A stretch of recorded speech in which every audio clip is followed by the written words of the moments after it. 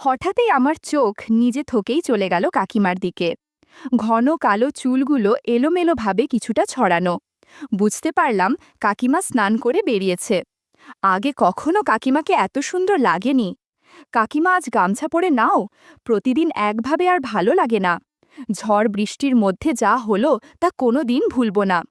আমি দীপ, inter second ইয়ারে পড়ি। স্যারের কাছে যাচ্ছি পড়তে। আজ খুব জোরে হাঁটছিলাম মনে হয়। স্যার পড়ান এক বন্ধুর বাড়িতে, যেটা স্কুলের কাছেই মাত্র 10 মিনিট দূরে। আমার বন্ধুর ডাকনাম কুণ্ডু।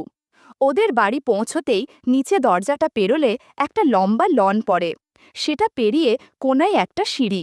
সিঁড়ি দিয়ে দোতলায় উঠলাম ধীরে ধীরে। সিঁড়ির ধারেই বাথরুম ওদের। ঘরের কাছে যেতেই কুণ্ডুর মায়ের সাথে দেখা। খেলা করলাম কুণ্ডুর মা। শাড়ি, পেটিকোট আর একটা টাইট ব্লাউজ পরেছে। ব্লাউজ দেখে মনে হলো বিয়ের আগের, কেননা অনেক টাইট ছিল। বিয়ের পর কুণ্ডুর মার স্বাস্থ্য ভালো হওয়ার কারণে এরকম হয়েছে। সবই কাকাবাবুর আশীর্বাদের ফল, যা কুণ্ডুর মাকে দেখলেই বোঝা যায়। এসব খেয়াল করতে করতে দেখি কুণ্ডুর মা আমার দিকে তাকিয়ে আছে। ওর মা হেসে বলল, দীপ, তুই খাটে বস, স্যার এক্ষুনি চলে আসবে। আমি লজ্জায় চোখ নামিয়ে খাটে গিয়ে খাটে বসলাম। কুণ্ডুর মায়ের বয়স ৩৮ বছরের মতো হবে। খুব ফর্সা, ধপধপে সাদা, কোমল ত্বক, বেশ কর্মঠ মহিলা। দেখতে খুব মিষ্টি, ঘরোয়া বউ বউ লাগে। আমি রোজ পড়তে গিয়ে ওর মাকে দেখতাম। শুধু আমি না, বাকি বন্ধুরাও কুণ্ডুর মাকে পছন্দ করে। একদিন স্যার পড়ানোর পর আমি সিঁড়ির সামনে এসে জুতো পরছি। পাশেই বাথরুমে কুণ্ডুর মা স্নান করছিলেন। গরমকাল, সবই সকালে আর বিকালে দুবার স্নান করে। আমার বেরোনোর শব্দ পেয়ে ওর মা বাথরুমের থেকে আমায় দাঁড়াতে বললেন। তাই আমি আর জুতা পরলাম না। একটু দাঁড়িয়ে তারপর আবার জুত পরতে শুরু করলাম। হঠাৎ ওর মা বাথরুম থেকে বেরিয়ে আমার সামনে দাঁড়ালেন। আমি নিচু হয়ে জুত পরতে পরতে মাথা তুলে তাকালাম। আমার চোখ আটকে গেল শাড়ি পরে থাকা কুণ্ডুর মায়ের দিকে। এক ঝলক দেখেই আমি লজ্জা পেয়ে মাথা নিচু করে আবার জুতোর দড়ি পরতে থাকলাম। ওর মা আমায় জিজ্ঞাসা করল, স্যার কেমন পড়াচ্ছে? আমি লজ্জায় ওর মার মুখের দিকে তাকিয়ে বললাম, স্যার তো ভালোই পড়াচ্ছেন কাকিমা। ওর মা পড়ার ব্যাপারে জিজ্ঞাসা করতে থাকল, আর আমি তার দিকে তাকিয়ে উত্তর দিচ্ছিলাম।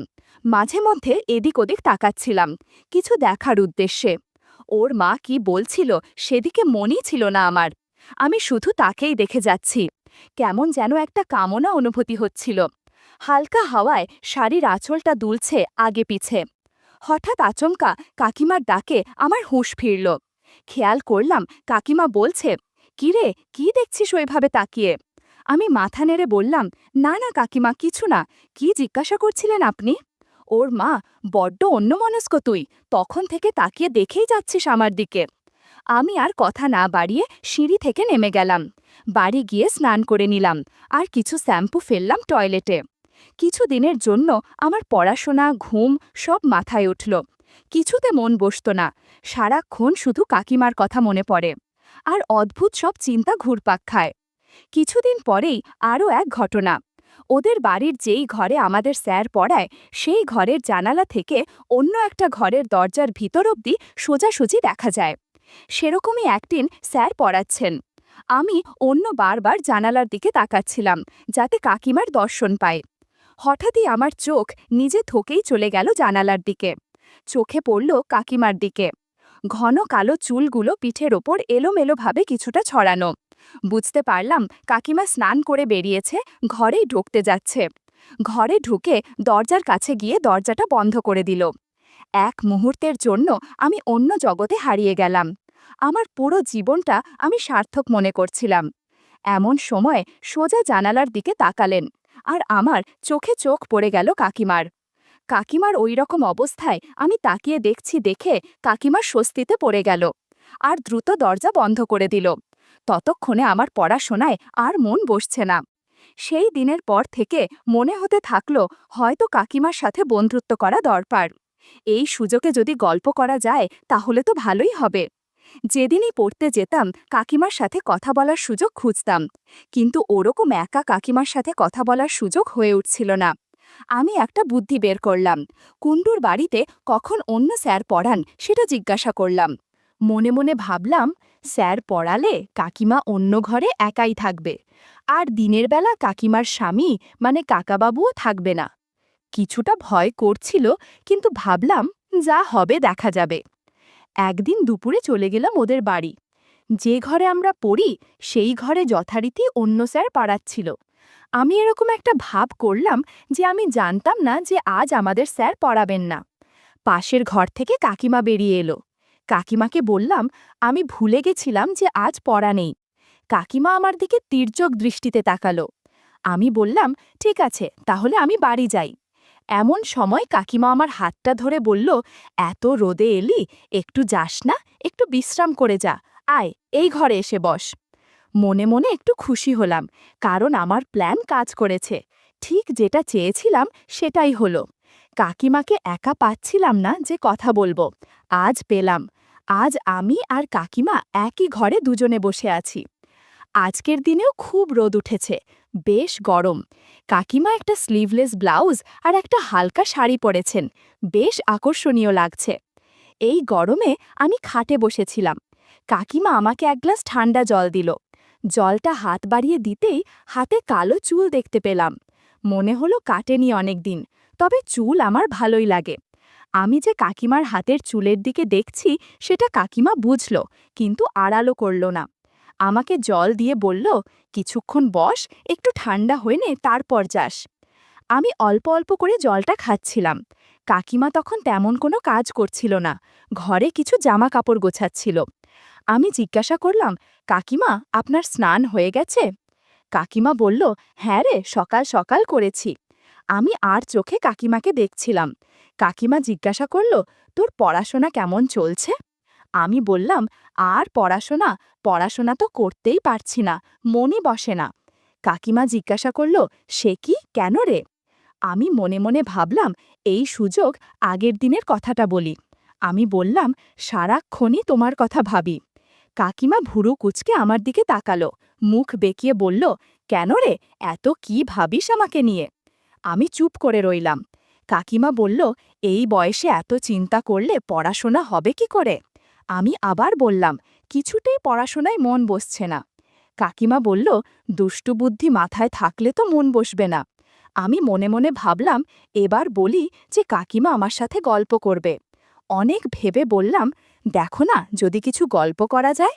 কাকিমা চোখ খুঁড়িয়ে আমার দিকে তাকালো, বলল, কিছু গল্প করা যায় মানে? বন্ধুরা, তোমরা বুঝেছ তো কি গল্প? আমি বললাম, সেদিন যে তোমার সাথে কথা হচ্ছিল। কাকিমা বলল, হ্যাঁ তো। আমি বললাম, আমি কিন্তু তোমাকে খুব ভালোবাসি। কাকিমা বলল, আমি কিন্তু তোর মার বয়সী। আমি বললাম, ভালোবাসা কি বয়স মেনে হয়? এবার কাকিমা হেসে ফেলল, বলল, বাবা ছেলে তো ভালো কথাই বলে। তা ভালোবাসিস সেটা না হয় বুঝলাম, কিন্তু আমার থেকে তুই কি চাস? আমি তো সে কথা সোজাসুজি তো বলতে পারবো না, তাই বললাম, কাকিমা, তোমাকে সেবা করতে চাই। কাকিমা আবার হেসে ফেলল, একটু বেশি হাসলে। হাসতে আমার দিকে তাকিয়ে বেশ কিছুক্ষণ কিছু একটা ভাবল, তারপর বলল, সেবা যে করবি তার জন্য তো ধৈর্য লাগে, তুই পারবি নাকি? কথাটা আমার কাছে প্রশ্নের মতো শোনাল। আমি বললাম, কেন পারবো না? তোমার সেবা যত্ন করলে আমার খুব ভালো লাগবে। কাকিমা এক দৃষ্টিতে তাকিয়ে আমার দিকে এগিয়ে এলো। হঠাৎ পিছন ফিরে দরজার দিকে একবার দেখল, দরজাটা কিছুটা খোলা। কাকিমা দরজা বন্ধ করে দিল। আমি মনে মনে ভাবছিলাম, এবার নিশ্চয়ই কাকিমা আমার সাথে গল্প করবে। এই মুহূর্তর জন্যই আমি এতদিন অপেক্ষা করছিলাম। কাকিমা আমাকে বলল, ঠিক আছে, গল্প করি, তবে জাদুর লাঠি নিয়ে গল্প করতে হবে। তার আগে হাতের জলের গ্লাসটা পাশের টেবিলে রেখে দে। আমি গ্লাস রেখে কাকিমার চোখের দিকে তাকিয়ে, কাকিমার চোখে একটা কৌতুক দৃষ্টি আমি দেখতে পাচ্ছিলাম। এই গরমে কাকিমার সাথে বেশ কিছুক্ষণ গল্প করলাম। কাকিমা অবাক হয়ে বলল, দীপ, তুই কত ভালো গল্প করতে পারিস রে। কাকিমা, তুমি আস্তে চেঁচামেচি করো, না হলে কুণ্ডু শুনতে পাবে, ওর পড়াশোনায় সমস্যা হবে। সেদিন ঘণ্টাখানেক আমরা গল্প দিয়েছিলাম। একটু খুশি হয়ে জিজ্ঞাসা করলাম, তাহলে কাকিমা, আবার পরের দিন আসবো নাকি? কাকিমা বলল, এখনই আমি বলতে পারছি না, যখন আমার মনে হবে আমি বলবো। আর হ্যাঁ, বাড়িতে গিয়ে স্নান করে নিস। আমি বললাম, ঠিক আছে। এই বলে আমি সেদিনকার মতো বাড়ি চলে এলাম। ওই দিনের পর থেকে কাকিমার কথাবার্তায় চলাফেরায় একটু পরিবর্তন এসেছিল। কাকিমা যখন স্যারকে চা দিতে আসতো তখন অনেকটা অগোছালোভাবে শাড়ি পরত। হাঁটা চলার মধ্যেও কেমন যেন একটা অদ্ভুত ভাব ছিল। চা দিয়ে আমার দিকে আড় চোখে তাকাতো, মুচকি মুচকি হাসত। আমিও সুযোগ খুঁজতাম কাকিমা ইশারার উত্তর দিতে আর কাকিমার সাথে কথা বলার। দেখতে দেখতে 1 সপ্তাহ কেটে গেল। গরমকাল পেরিয়ে বর্ষাকালের সময় আসছিল। বর্ষাকালে যখন তখন তুমুল বৃষ্টি হয়, মানুষ এদিক ওদিক আটকে পড়ে, পড়াও মাঝে মাঝে ক্যান্সেল হয়ে যায়। বৃষ্টির মধ্যে স্যার আসতে পারে না। ঠিক এরকমই একটা সময় আমি আর একটা সুযোগ পেলাম। এই সুযোগটাও হাতছাড়া করলাম না। বর্ষাকালে বৃষ্টি হলেই স্যার পড়াতে আসতেন না, আর কুণ্ডুবাড়ির পাশেই একটা ক্লাবে খেলতে চলে যেত। এটা আমি জানতাম। এরকমই একদিন স্যারের পড়ানোর ডেটে সকালে তুমুল বৃষ্টি হলো। তাও দুপুরের দিকে বৃষ্টিটা একটু কমলে আমি চলে যাই কুণ্ডুদের বাড়িতে। স্যার যে ঘরে পড়াতেন সেই ঘরে আমি ঢুকলাম। দেখলাম ঘরের লাইট বন্ধ, অন্ধকার, কেউ নেই ঘরে। ঢোকার আওয়াজ পেতেই কুণ্ডুর মা পাশের ঘর থেকে চলে আসে। আমাকে দেখে চমকে যায়। কাকিমা বলে, দীপ, আজ তো স্যার আর পড়াবেন না, তুই জানতিস না? আমি না জানার ভান করে বললাম, না কাকিমা, আমাকে তো কেউ বলেনি, কুণ্ডুকে বাড়িতে দেখছি না। কাকিমা বলল, কুণ্ডু পাশের ক্লাবে খেলতে গেছে। আমি বললাম, তাহলে কি স্যারকে একবার ফোন করব? কাকিমা বলল, কর কর। আমি স্যারকে ফোন করলাম। স্যার যথারীতি জানালো যে আসছেন না। এত সব কিছুর মধ্যে হঠাৎই আবার খুব জোরে তুমুল বৃষ্টি হতে শুরু করলো। আমি কাকিমাকে বললাম, তাহলে আমি বাড়ি যাই। কাকিমা বারান্দা দিয়ে আকাশের দিকে তাকালো একবার, বলল, এত বৃষ্টিতে কি করে বাড়ি যাবি? বস কিছুক্ষণ, বৃষ্টি কমুক, তারপর না হয় বাড়ি যাস। কথা শুনে আমার একটু ভালো লাগলো। মনে মনে ভাবলাম, আজকে নিশ্চয় অনেক কিছু হবে। আমি কাকিমাকে জিজ্ঞাসা করলাম, কাকু বাড়িতে নেই? কাকিমা বলল, তোর কাকুর কোনো দিনই ছুটি নেই, ঝড় বৃষ্টি যাই হোক কাজে যেতেই হবে। আমি মনে মনে দারুণ খুশি হলাম, একটু হেসে ফেললাম। কাকিমা আমাকে লক্ষ্য করল যে আমি হাসছি। জিজ্ঞাসা করল, স্যার আজকে পড়াবে না? সেটা তো তুই জানতিস, ইচ্ছা করে এলি তাই না? বললাম, না কাকিমা, আমি সত্যি জানতাম না, এমনি এমনি বৃষ্টির মধ্যে আমি কেন আসব?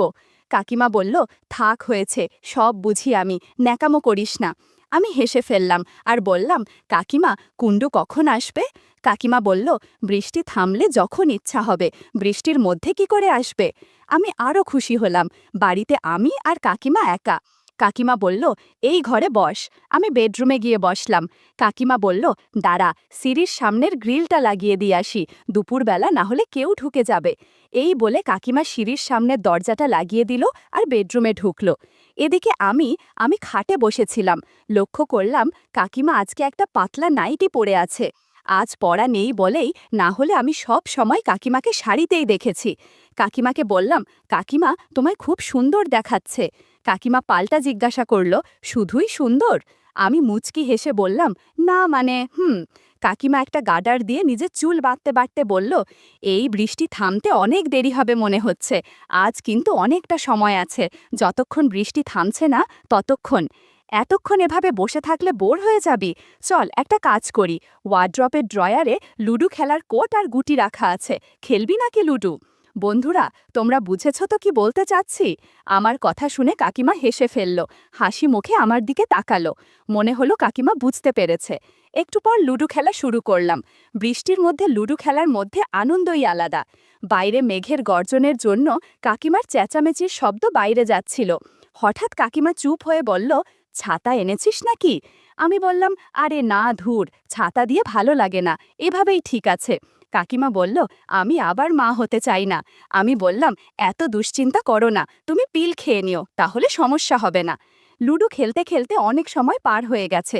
ওদিকে বৃষ্টিও থেমে যাওয়ার উপক্রম। এদিকে আমরাও ক্লান্ত ছিলাম। কখন যে 2 ঘন্টা পার হয়ে গেছে বুঝতে পারলাম না। সারা ঘর কেমন এলোমেলো হয়ে আছে, বিছানার চাদরটাও অগোছালো। কাকিমাকে বললাম, নতুন চাদর বিছিয়ে নিও, না হলে কাকাবাবু দেখলে সমস্যা হবে। এরপর কাকিমা সব ঠিকঠাক করে নিজেকে গুছিয়ে নিলেন। আমি কিছুক্ষণের মধ্যেই রেডি হয়ে গেলাম বাড়িতে যাওয়ার জন্য। যাওয়ার আগে কাকিমাকে বললাম, আজ রাতটা এখানে থেকে গেলে ভালো হতো না? কাকিমা বলল, না বাবা না, তুই বাড়ি যা, আবার অন্যদিন আসিস। আমি কাকিমার কথা শুনে হাসতে হাসতে বাড়ির পথে রওনা দিলাম।